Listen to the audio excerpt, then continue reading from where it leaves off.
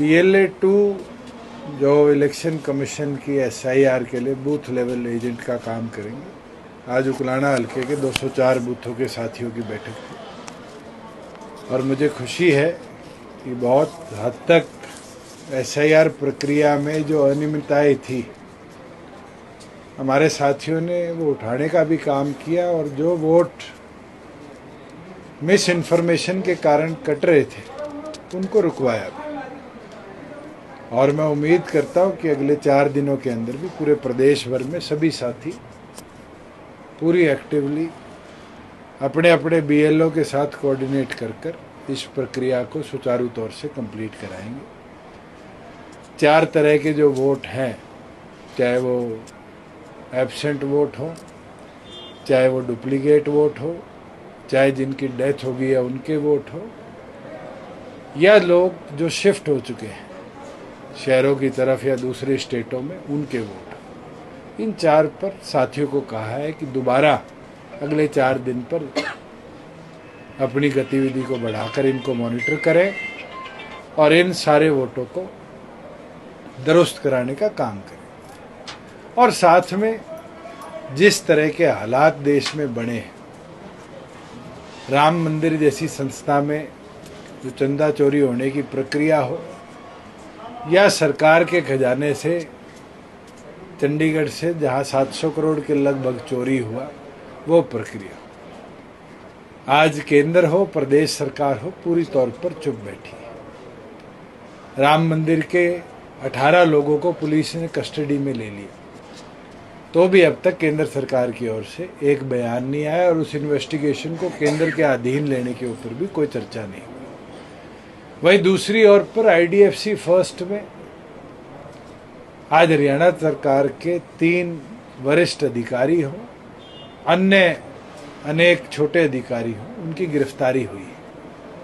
मगर मुख्यमंत्री ने अब तक इस पूरी प्रक्रिया पर एक भी बयान देने का काम नहीं किया। ये दिखता है कि इतने बड़े फाइनेंशियल लैप्सेस को सरकार छुपाने का काम कर रही है।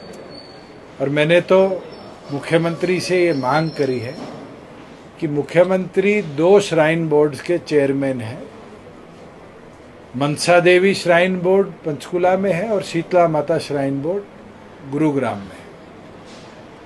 जिस तरीके से राम मंदिर का ऑडिट हुआ है उस प्रकार से तुरंत प्रभाव से इन दोनों श्राइन बोर्ड्स का भी ऑडिट कराया जाए, क्योंकि लाखों श्रद्धालुओं की आस्था आज हमारी इन धार्मिक संस्थाओं से जुड़ी हुई है और हम तो ये मांग करते हैं कि उसका व्हाइट पेपर सरकार जल्द से जल्द लाने का काम करे।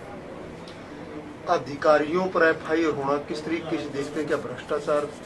देखो, मुख्यमंत्री का बयान बारी बारी आता है कि प्रदेश में पर्ची और खर्ची खत्म हुई और वहीं हर रोज 1, 2, 3 आदमियों को एंटी करप्शन ब्यूरो अरेस्ट करता है।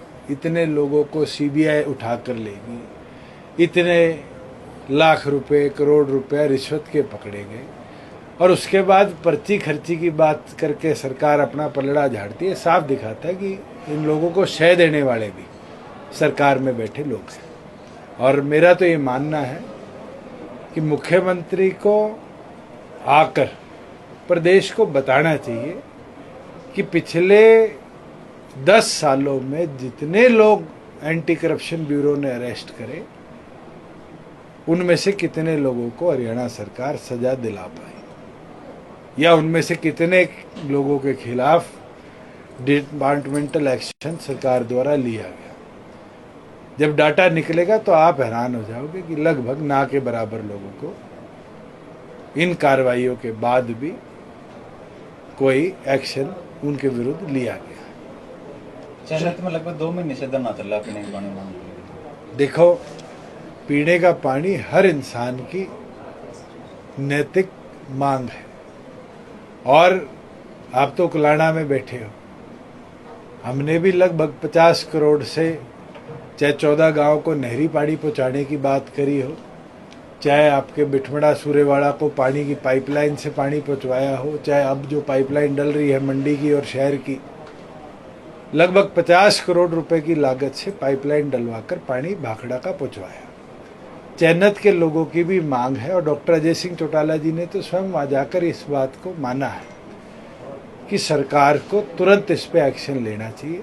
मैं तो हैरान हूँ कि मुख्यमंत्री ने पंचायत को बुलाया और पंचायत में लोगों को ये झूठा आश्वासन दे के भेजा कि अमृत 2 योजना के अंदर रूरल फीडर्स को अर्बन फीडर्स के साथ नहीं जोड़ा जाता, जबकि देश के अनेक उदाहरण हैं जहां पर अर्बन फीडर में से रूरल फीडर को पानी दिया गया है कनेक्टिविटी कर। आज चैनत के लोगों की भी एक ही मांग है कि भाखड़ा का पानी उनके गांव तक पहुंचे और सरकार को तुरंत उसके ऊपर कदम उठाने चाहिए। नामदोन के विधायक ने 2 दिन पहले वीडियो डाली है, उन्होंने चौटाला परिवार पर तंज कसा है। उन्होंने कहा कि हमेशा चौटाला परिवार बीजेपी के सेटिंग करता है, इस प्रकार की क्या कहेंगे? चलो, मेरे को किसी एक विधायक के बारे में नहीं कहना। जो लोग 5 साल पहले मारे नारे लगाया करते थे, आज वो इस तरह की बात कर रहे हैं, ये तो उनको क्लैरिटी देनी चाहिए। मैं तो महिपाल डांडा का बयान सुन के हैरान था, जो कह रहा था कि दुष्यंत को राजनीति करनी बीजेपी ने सिखाई। दुष्यंत को राजनीति करनी तो चौधरी देवीलाल जी ने सिखाई, और चौधरी देवीलाल जी अगर मंगल सेन जी को ना राजनीति में साथ लेते तो शायद बीजेपी राजनीति हरियाणा में करना ना सीखती। तो हमारा काम तो हरियाणा के युवा को राजनीतिक तौर पर एक्टिव करना है, एक्टिव कर कर राजनीतिक हिस्सेदारी उसकी बढ़ाना है और राजनीतिक तौर पर युवा की भागीदारी बढ़ाना हमारा काम है, हम करते रहेंगे।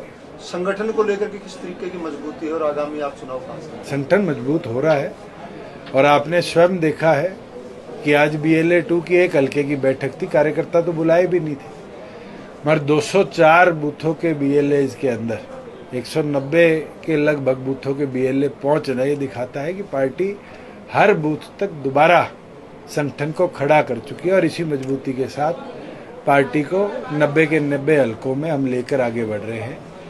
और 9 दिसंबर को जब पार्टी का स्थापना दिवस होगा, जब आपको एक जनसलाप भी बड़ा दिखाएंगे।